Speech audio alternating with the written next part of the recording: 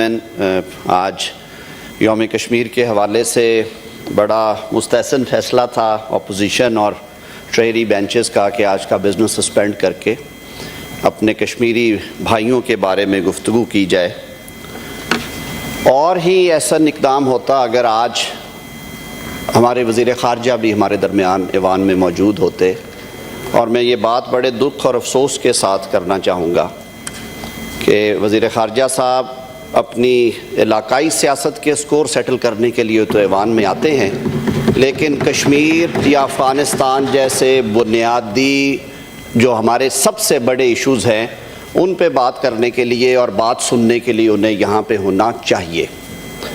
جناب chairman, modern Times میں international disputes اور ایشوز گولی، ٹینکوں اور بندوقوں سے حل نہیں ہو رہے۔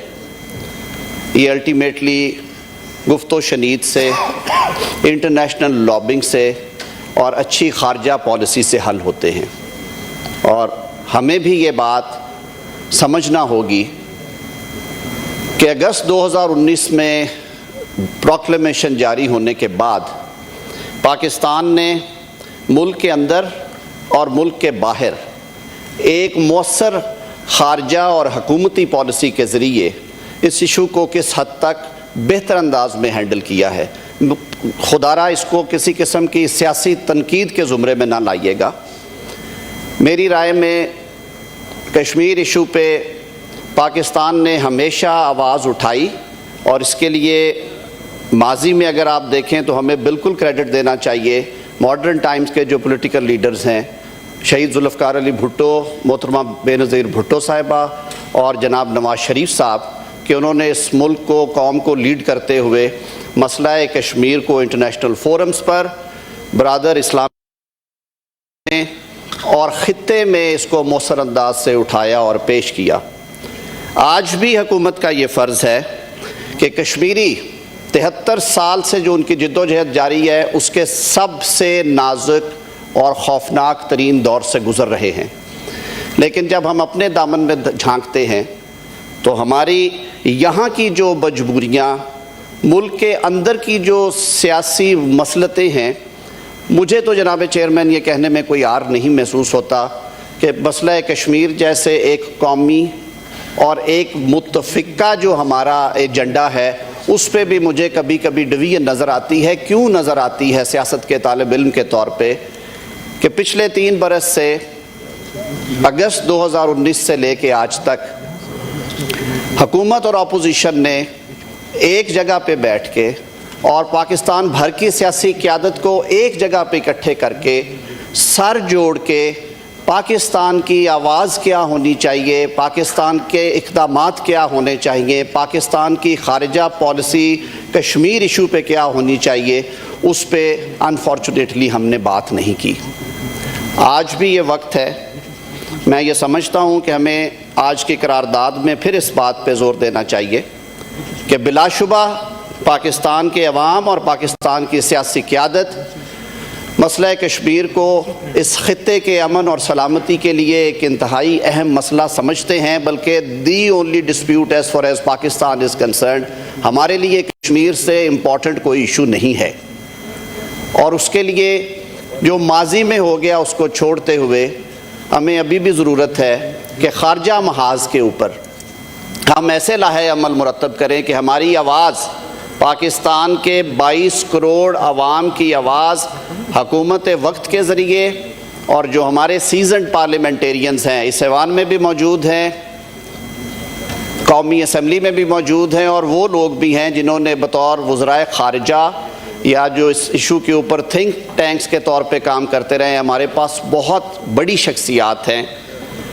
ہمیں حکومت کو یہ سجیسٹ کرنا چاہیے کہ ڈیلیگیشنز کی صورت میں یہ ایک آن گوئنگ وائلیشن ہے ہیومن رائٹس کی جو کہ کشمیر میں جاری ہے، اور یہ 19 اگست 2019 سے جاری و ساری ہے۔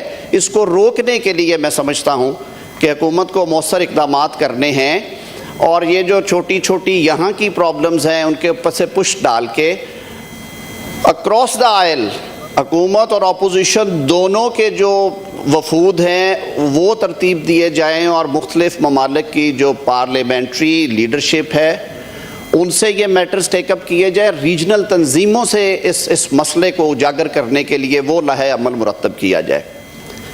جناب چیئرمین، ایک مضبوط اور دیانتدار اور ویژنری قیادت ملکوں کی تقدیر بدلتی ہے، لیکن وہ قیادتیں صرف نعرے لگانے سے نہیں آتی. اس کے لیے آپ کو اپنے عمل سے، اپنے اقدامات سے رستے بنانے پڑتے ہیں.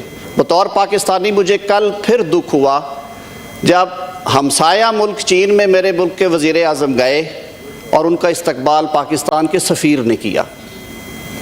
کیا ہمیں اپنے دامن میں نہیں جھانکنا چاہیے کہ وہ کون سی وجوہات ہیں کہ ہم خطے میں بھی اپنے آپ کو دن بدن تنہا کر رہے ہیں؟ سیاست سے ہٹ کے بات کروں گا جناب چیئرمین. آج ہم نے بہت اچھا کیا جو اس ٹاپک پہ بات چیت شروع کی، لیکن یہ صرف باتوں سے نہیں ہوگا. میں زیادہ وقت نہیں لوں گا، آپ کی وارننگ میرے سامنے ہے. ہمیں اس مسئلے کو ہر فورم پہ اٹھانا ہے اور جو ماضی میں غلطیاں ہوئی ہیں سر ان کا بھی تدارک کرنا ہے. موجودہ جو ایشو تھا اس کے حوالے سے بڑے تکلیف سے یہ بات کروں گا کہ اس دفعہ ہمارے جو مشرق وسطیٰ میں برادر اسلامی ممالک ہیں وہ بھی اس طرح سے پاکستان کے ساتھ کھڑے نہیں ہوئے جس طرح ماضی میں وہ ہوا کرتے تھے.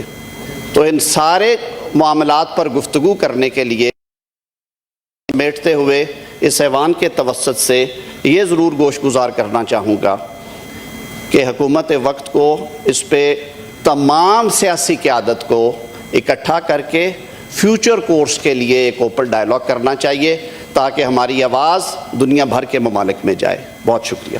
Thank you sir. جی سر.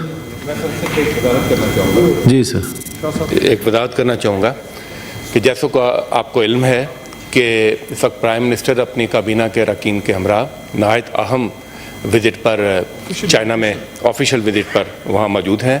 وزیر خارجہ بھی ان کے ساتھ گئے ہیں جس کی وجہ سے آج وہ نہیں آ سکے. اور دوسری بات یہ ہے کہ جہاں تک میری معلومات ہیں وہاں پر چائنا کے نائب وزیر خارجہ وہ وہاں پر استقبال کے لیے موجود تھے. مگر یہ گزارش یہی ہوگی، ہمارے پاس بہت وقت ہے یہاں پر سیاست کرنے کا. آج اگر ہم صرف ایک دن نکال لیں اپنی سیاست سے اور کشمیر کے اوپر فوکس کر کے بات کریں تو میرے خیال میں کشمیریوں کو شاید وہ بہتر پیغام جائے. جی جناب سینیٹر مولانا عبدالغفور حیدری صاحب.